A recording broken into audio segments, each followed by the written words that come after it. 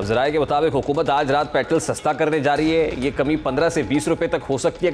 अगर वाकई आज रात हुकूमत पेट्रोल सस्ता कर देती है तो इसका वाज़े मतलब ये है कि खुद हुकूमत ने भी IMF का इंतजार करना छोड़ दिया है, क्योंकि गुज़श्ता 6 माह से हुकूमत और अवाम IMF का इंतजार कर करके थक चुके हैं।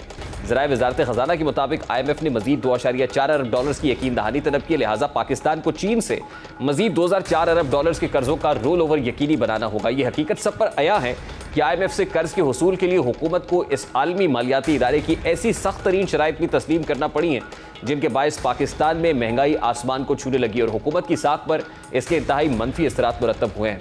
इसके बावजूद IMF पैकेज के इजरा में टाल मटोल का मुजाहरा, ये हकीकत खुल गई है कि IMF भी अमरीका चाइना जंग में एक टूल के तौर पर इस्तेमाल हो रहा है। लेकिन ये सवाल अहम है कि पाकिस्तान के पास अगर IMF के ऑप्शंस नहीं हैं तो फिर दूसरा ऑप्शन क्या है? ऐसा कौन सा दोस्त मुल्क है जो पाकिस्तान को बेल आउट दे सकता है? सूरत हाल ये है कि अभी हालिया सियासी कशीदगी में सिर्फ पंजाब हुकूमत की सरकारी अमलाक का जो नुकसान हुआ है इसका तखमीना 6 अरब रुपए है। लेकिन मजमूई तौर पर पिछले एक हफ्ते से इंटरनेट की बंदिश, कारोबार, जिंदगी बंद और जलाओ घिराव की सूरत में 40 अरब रुपए से जायद का नुकसान का तखमीना भी लगाया गया है। ये वो हमाकत है, ये वो कुल्हाड़ियाँ है जो हम आए रोज अपने ही पाँव पर मार लेते हैं। 15 अक्टूबर को पेट्रोलियम मसनूआत की कीमतों में भारी भरकम कमी के बाद पाकिस्तानियों के लिए खुशखबरी है कि यकम नवंबर से तेल की कीमतों में मजीद कमी का इम्कान है, क्योंकि आलमी तौर पर तेल की कीमतों में आज दोबारा से कमी होना शुरू हो गई है। इसी वजह से पाकिस्तान में भी पेट्रोलियम मसनूआत की कीमतों में कमी का इम्कान है। आलमी मार्केट में इस वक्त ब्रेंट क्रूड के मुस्तकबिल के सौदों में $1.76 या 2% फी बैरल कमी हुई है, जिसके बाद ब्रेंट क्रूड की फी बैरल कीमत $88.07 हो गई है। अमरीकी तेल US वेस्ट टेक्सास इंटरमीडिएट की कीमत $1.75 या 1% फी बैरल कम हुई है, जिससे अमरीकी खाम तेल की कीमत $83.74 फी बैरल हो गई है।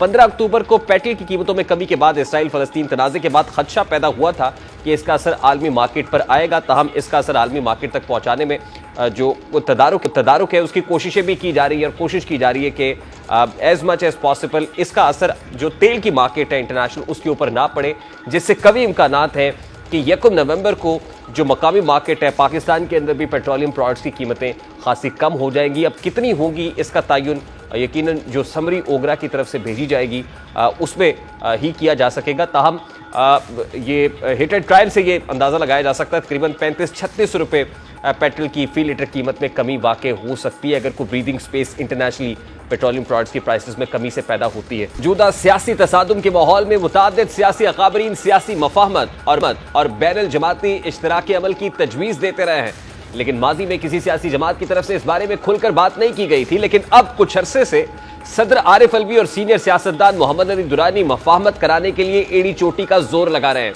सियासी हालात, नवाज शरीफ की वापसी और मीनार पाकिस्तान पर दिया गया बयानिया, मौलाना फजलुर रहमान के हालिया बयानात और मुलाकातें, ये सब वो कड़ियां हैं जो मुस्तकबिल के मंजरनामे में मफाहमती खबरों को मजबूत कर रही हैं। गुज़श्ता रोज़ अहम मुलाकातें हुई। एक मुलाकात में मोहम्मद अली दुरानी की मौलाना फजलुर रहमान से ये मुलाकात और मोहम्मद अली दुरानी की दूसरी तरफ जो मुलाकात है वो कुछ और सियासी अकाबरीन से, फिर साबिक सदर आसिफ अली जरदारी और मौलाना फजलुर रहमान की मुलाकात, मोहम्मद अली दुरानी और PDM सरबराह के दरमियान होने वाली मुलाकात के बारे में जो एलामिया जारी किया गया उसमें तो ये बताया गया कि मोहम्मद अली दुरानी की मौलाना फजलुर रहमान से मुलाकात हुई। उन्होंने मौलाना फजलुर रहमान से उनकी खुशदामन के इंतकाल पर ताज़ियत की और मुलाकात में मुल्की सियासी सूरत हाल, आइंदा के इंतखाबात समेत दीगर अमूर पर गुफ्तगू हुई। लेकिन ये असल कहानी नहीं है। इतलात है कि इस मुलाकात में सरबराह मौलाना फजलुर रहमान ने साबिक वफाकी वजीर मोहम्मद अली दुरानी से कौमी मफाहमत के एजेंडे पर किरदार की हामी भरी है। ज़राए के मुताबिक पहले मरहले में सियासी जमातों में राब्तों और मफाहमती एजेंडे पर इत्तफाक राय पर काम होगा। कौमी मफाहमत के एजेंडे पर मुशावरत के लिए PTI से बातचीत का भी इम्कान है और PTI पहले ही कौमी मफाहमत के एजेंडे पर इत्तफाक कर चुकी है। यह खबर इसलिए भी सच महसूस होती है कि कुछ रोज से मौलाना सबसे अलग ही चल रहे हैं।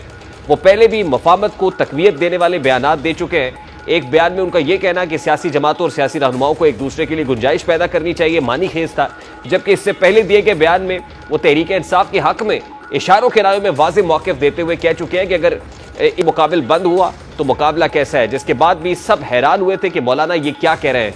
अब यहाँ सवाल ये है कि क्या मौलाना चेयरमैन PTI को इंतखाबात से कबल जेल से रिहा कराने की बात कर रहे हैं? क्या वो इस्टेब्लिशमेंट को ये पैगाम दे रहे हैं कि चेयरमैन PTI अगर जेल में होंगे तो शफाफ इंतखाबात मुमकिन नहीं है? दूसरी जानिब इस मुलाकात के बाद मौलाना फजलुर रहमान के साबिक सदर आसिफ अली जरदारी से भी अहम मुलाकात हुई। इस मुलाकात में मौलाना सेनेटर अब्दुल गफूर हैदरी, डॉक्टर आसिम हुसैन भी मौजूद थे और इस मुलाकात को भी इस तनाजुर में देखा जा रहा है और पीपल्स पार्टी भी बहुत पहले से ही सियासी गुंजाइश और मफामत की बातें करती रही है।